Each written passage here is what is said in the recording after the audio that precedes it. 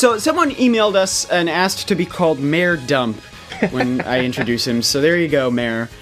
He asks, how do you guys think Nintendo can follow up some of their biggest franchises in the future? I have a hard time imagining how they'll add on to franchises like Smash Bros., Mario Kart, and Splatoon, because in the case of those franchises, their newest game is just about perfect. Your thoughts? Well, I don't really know how they can expand Smash Bros. Too much more, and you guys know that I'm a heathen and haven't really played much Splatoon.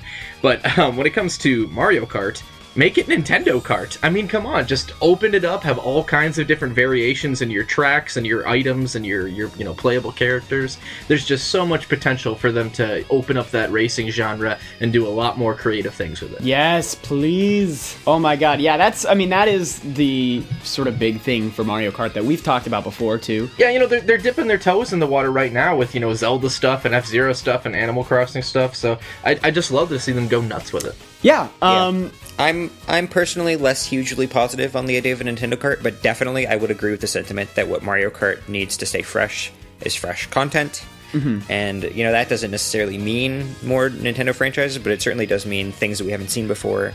In particular, things that we haven't seen in Mario before, since that's always been kind of the spirit of Mario Kart, as the series has evolved anyway.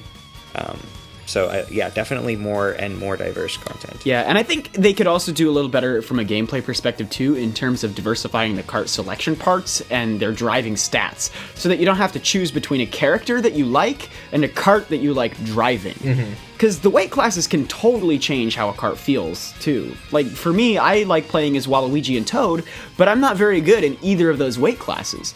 I'm way more comfortable with Yoshi and Link, so, I'd like to not have to struggle with that choice every time I play. And then there's the half-ass character roster, which we've talked about a million times on the show, and the obvious one, the Nintendo crossovers, which we just talked about.